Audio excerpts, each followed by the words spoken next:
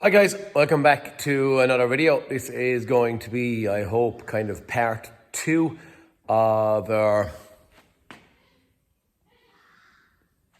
non-running Mazda repair. Now, what are my frame of thoughts? You saw in the last video where I was trying to figure out why this thing was running really bad, running on kind of 2 cylinders.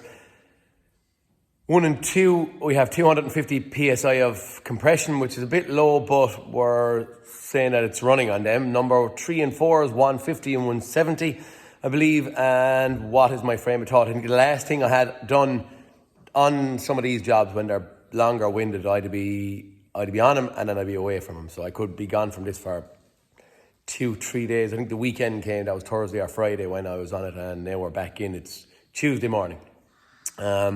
What are my thoughts? Where am I at?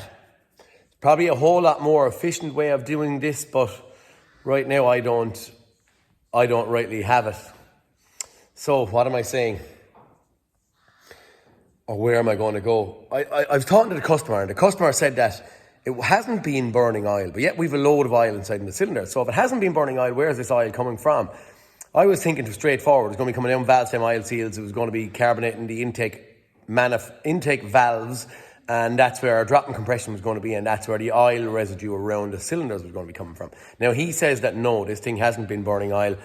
What did he say? It was running. He had an engine malfunction lamp on, or check engine light, and I think he went to his local garage, and the local garage had a little bit of a look at it. I think done a bit of a service on it. It went off. One day he turned it off, and then it never started again since. So I'm a little bit not really confident on where I'm going to go. But what am I doing? We do know that we have oil ingress in these 2 cylinders, in number 3 and number 4, okay? We do know we have, well, not specifically number 4, but number 3 for definite. That's my concern at this point in time. So where's this oil coming from?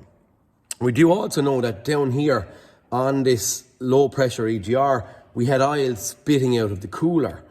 And my debate is, we were in looking at the main turbo itself. My debate in my head is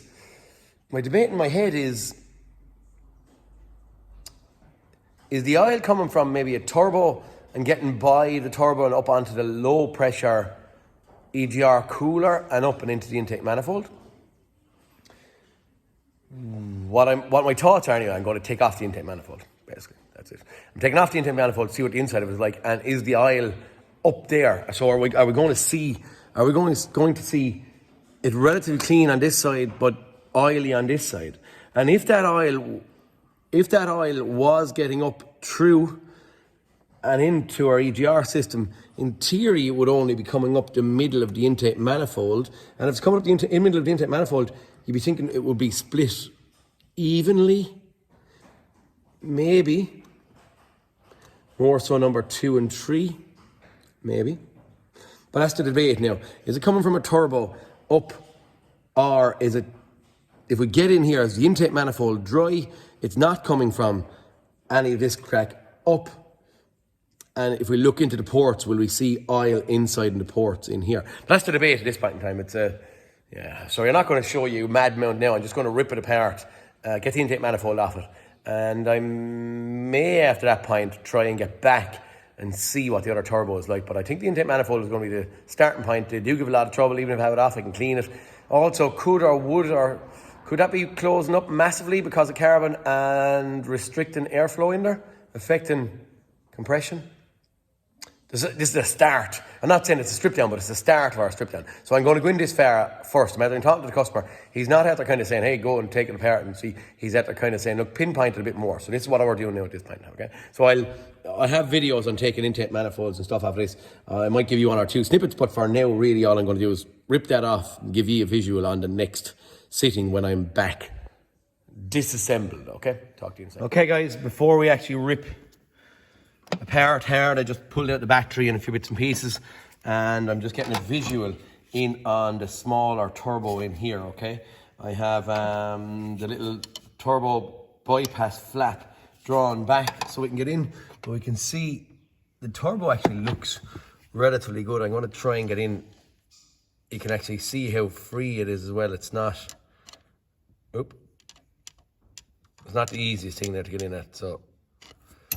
Yeah. But anyway, we can see that at this point, that looks fairly okay. Also, it's not drowned wet with oil in here. That's not saying that it's not leaking on the exhaust side and getting in and out and onto the cooler. I'm going to pull off the cooler at this point next underneath the vacuum pump and the high pressure pump and stuff there. But I'm going to get that off next and just have a little look on that thing and then roll on up and start taking off the intake manifold, okay? Not the turbo anyway. That's gone, whatever the heck is going on here. Okay. I have the EGR cooler off and in hand. I know we had oil spitting out here. I don't believe it's coming from anywhere now other than in the engine, getting thrown out the exhaust, and then being left back in by potentially an EGR valve. That's what I'm actually thinking at this point in time.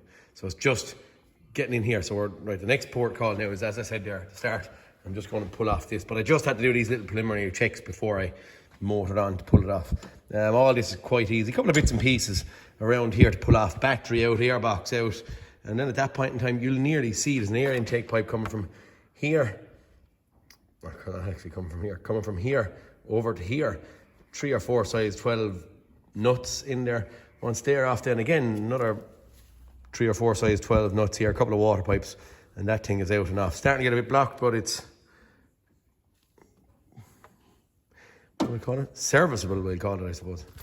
Okay, intake manifold off. I meant to say earlier, actually, I didn't. The chap that owns the vehicle had that EGR off and a pipe. So, yeah, I don't know whether it was going to help us or aid or not us in our prognosis, but that's neither here nor there. Anyhow, after I was talking to the customer, he told me that he had that off. Sometimes someone had told me recently in comments that they had gotten stuck with this thing.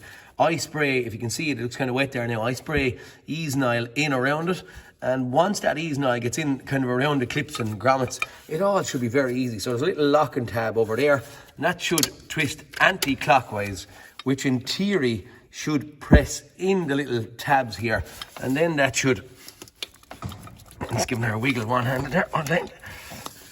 Not doing it very well, but it should come down very easy.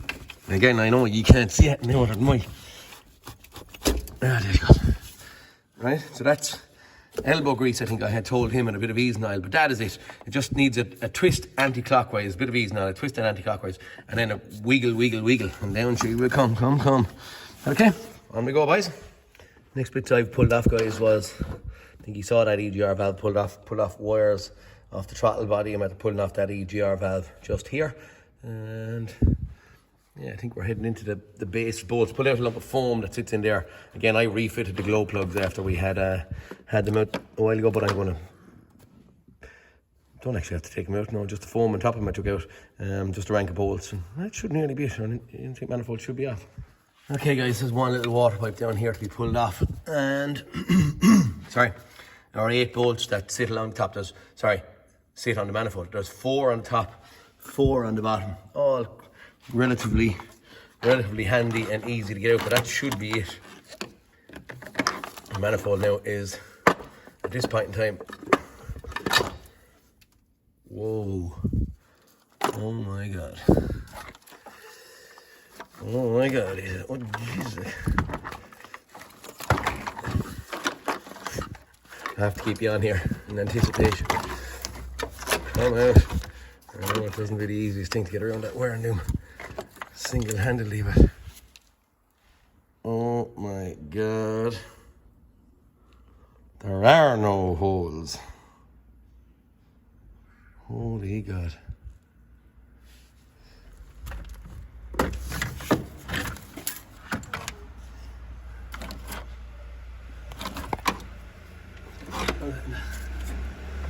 Jesus, guys. Oh my god, that's right.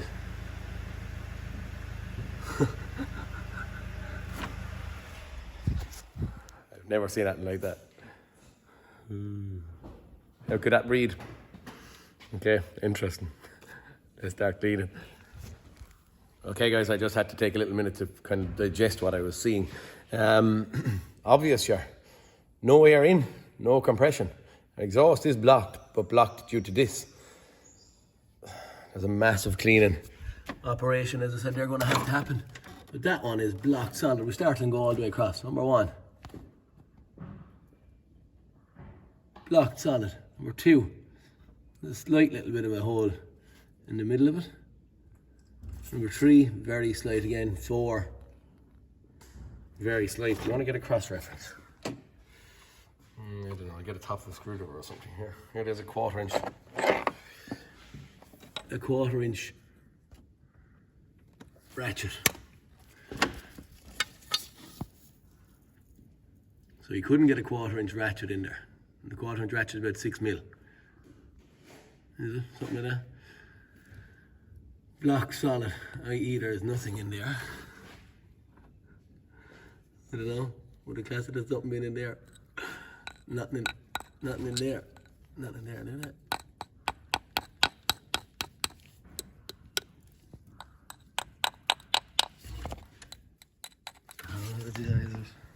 Should have known.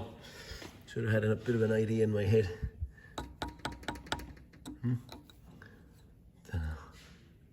That's number 1 cylinder. Number 2, this is number 3. That is actually not a hole, it's just a grommet. Number 4. Okay, right, anyway, whip-de-doo. Hey, EGR pipe being removed.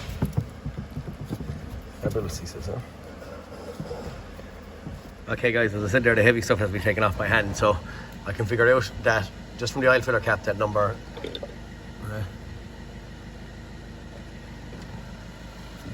the intake valve on number 3 cylinder is closed, okay? So I can't see any of these holes, but the intake valves are closed here on this, just from looking in here, okay? We'll be able to make out number 2 as well from looking in here. And yeah, that's it. We're going to start cleaning. What I'm doing is I'm starting with this. Okay. I'm going to hoover then and maybe catch it along the way. Same process is going to happen on all of them until I get some of the heavy stuff gone. Okay guys, I have it port number 2 and 3 done. I didn't touch 1 and or 4 yet because it's a bit harder to define whether the valves, intake valves, are open or not. What I'm doing is I'm using a borescope again at this point in time. I also have a screwdriver number 3, and I have brought up my pistons up. I have seen the intake valves open on number 4. So then when I see them starting to open, I went backwards, rotating the engine backwards, which is probably not a good thing, but anyway, I rotated it backwards and I saw the valves closing again, and then I brought it on a bit further, looking at my screwdriver to make sure they were closed. So that's number 4 that at this point are closed, and I am now going cleaning intake ports on this one. What I'm doing on one of my comments on one of the other videos, I used to be just using air. I now use, as you saw, drill, hoover out the heavy stuff, and once I get out as much as I can, then I just, the last little bit is a shot of a blowgun with the hoover sitting up there, and that catches any other very small residue, but the floor, and that at least it stays some way clean.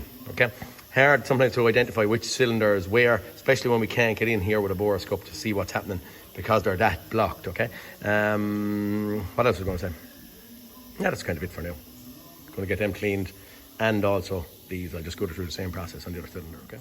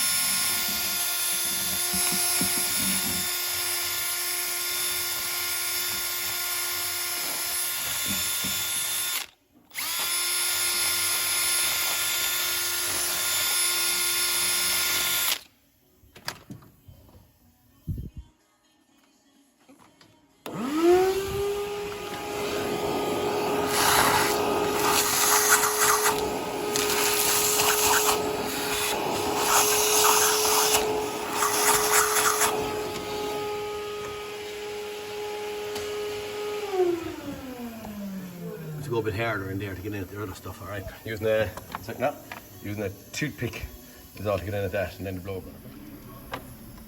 Okay. Clean, let's end the board scope for you in a minute. Where we're at, these are closed. I know if I spin the crankshaft one turn, these are going to be closed. So I'm just going to watch that go down and up and back to the same position, and then I'm going to start cleaning these. Not as easy probably as, you have to do a little bit of thinking in these yokes, but so when lads ask for an easy explanation, I can't give an easy explanation. It's just what I know. Camshaft turns at half the speed of the crank, so one revolution of the crank, which I'm going to pinpoint by that, is going to tell me where my camshaft is, okay? So down, up, and back down a little bit, and back to the same position, and then we're going to clean it. So guys, another way of doing it is I'm in that intake port, and I'm looking at my intake valve. You can see it. I also look at my screwdriver, but I have that valve open or closing. So if that's open, well, for definite, it can't be open over here. So the intake valves are open on number 4, can't be open on number 1. Okay guys, all 8 ports on the intake side done, cleaned. I don't have a walnut blaster. I don't know what your thoughts are on it. Put it in the comments if you think there is some good ones out there or something that might be maybe affordable. I don't mind that. I'm happy enough. I can get through it fast enough. It doesn't really bother me too much. An intake manifold. We have cleaned out our ports again. Yeah. I don't know where the throttle body is, but there's our EGR pipe. But all this stuff is going to be put back together, reassemble and put back into the car. Okay. Time for us to go back together. Throttle body fitted, EGR pipe fitted, and we're cleaned up and ready to be reassembled. In she goes. Okay guys, intake manifold back together, intake pipe, throttle body, a few bits and pieces coming back together, water pipes, a little water hose I spoke about down here, back in and on, a couple of bits of foam and stuff stuck in around our temperature sensors reconnected, a couple of wires that were hanging up here. Okay, well, we're going to put in a water pipe maybe here now, and then start heading over this way for EGR cooler. Okay guys, I'm rolling it back together there. It's relatively fast, I suppose. No big awkwardness to it. What we have, I've just fitted the EGR cooler. I have fitted on the EGR pipe. What else? Oh, the 2 injectors. I'm at sticking in the 2 injectors. I didn't show them yet. I think I still have the nuts loose on the diesel pipes I do for maybe bleeding when cranking. Fitting of the injectors, I have another video on that if you wanted to go and see it. I think it's relatively easy. Send them down, spin down the nuts, level, kind of finger tight, then give them just 2 Newton meters on both the nuts, then you release them off 90 degrees, don't even ask me, on one of them, and then tighten the 2 of them back 230 degrees. But I have another video on it, and I have a screenshot of the torque settings on the injectors, but they're gone back in now at this point in time. Now I'm getting ready to start putting on a little bit of a water pipe cover here, and then that air intake pipe that was going between here and here. Battery tray and battery then, and we'll know if she'll run at that stage. Okay guys, we're just going to give her a start. Everything's stuck back together. I have a lad going to crank or crack, whatever we call it, lock a fuel line pipe while I'm turning the key, and yeah, hopefully we're going to start. You okay to grab on that there? Here we go. Hopefully a little bit tight in here. We'll see this live, as the man says. Now hopefully all okay. Squeeze it, Darren.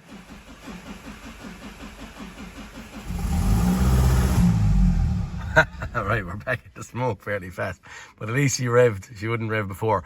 The reason I'm in here is so I can control it and turn it off, but we don't want it to run on it.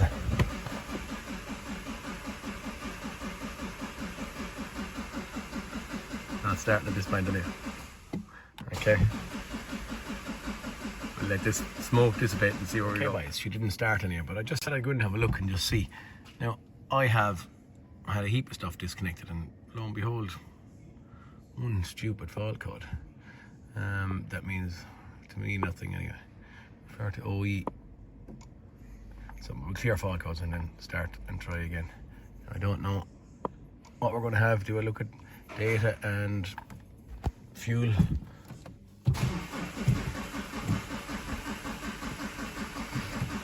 Now we're on a no start now at this point in time anyway, so we'll have to have a look at some PIDs in the sea. Okay guys, can't put an X factor on it because I have the exhaust split here, but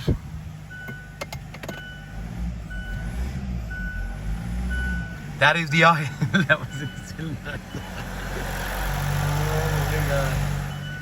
Anyway, hey ho, we're up and running.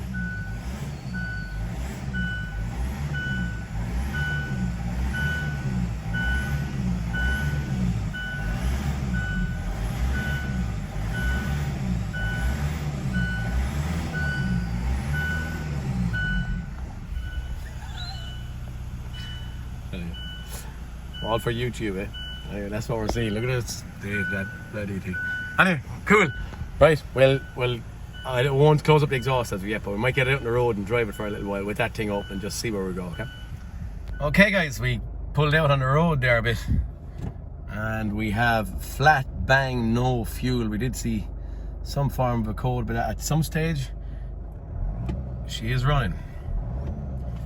I have the DPF still unbolted, so it's breathing out between the DPF and the turbo. Going to get the DPF removed and cleaned, and for now the finding or the hunting down of this problem is done, resolved. Car can run again. So wrong I was on part one, because I believed we could have had valve stem oil seals or something like that that are failing heavily due to the wet oil residue I was seeing on top of the actual valve base. So anyway, I was wrong. And the long and short of it is, it was the customer speaking to me and said that it was not burning oil prior and all that made me start thinking, was it a turbo or something? Why was I seeing this oil coming out from the EGR cooler? Where was that coming from? Or that was what was making me think again and start going. Probably should have known. Probably would have been more technical ways if we had a first look sensor on the intake manifold, or an in-cylinder pressure sensor, or sorry, in-cylinder pressure gauge maybe, or not gauge, transducer, whatever the heck you call it, you know, for in Brandon Steckler, not very good at it, not very familiar with it, so, and I didn't have the adapters to do it on these engines, but we probably would have seen it then, because we would have seen a big draw or a big vacuum when it was opening the intake valves and the pistons were dropping. What was actually happening, I believe, here is due to the intake ports being blocked and the piston going down, it was creating a massive vacuum inside the cylinder according as it dropped, and that big vacuum was either drawing oil or trying to attempt to draw oil up by the side of the rings and or down by the valve stem oil seals. That's my frame of thought anyway, and what I'm seeing on this. One of the guys in the garage, Alan from Dacia Diagnostics, said, would we have seen this on a map sensor? I'm saying no, because the ports were blocked after the manifold absolute pressure sensor, so you would have seen nothing, only atmospheric, or maybe an increase in manifold absolute pressure because of maybe a turbo slightly spooling. But I would have said, but it wasn't running good enough, or it wouldn't go good enough for me to really look at any live data. So all we had really was here was fault codes. But for now, that's it. This is part 2 being closed up. Actually, I'll just, that's the noise out of,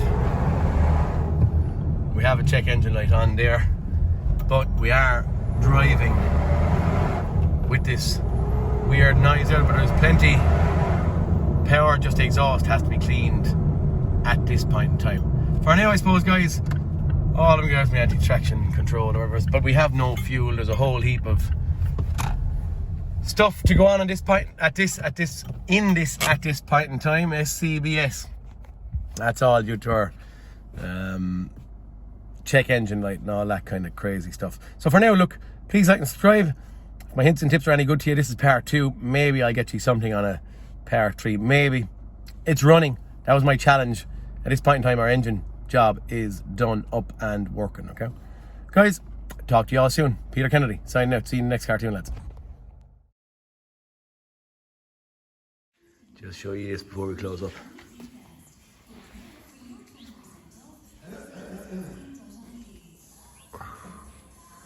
get it just to the height and the size.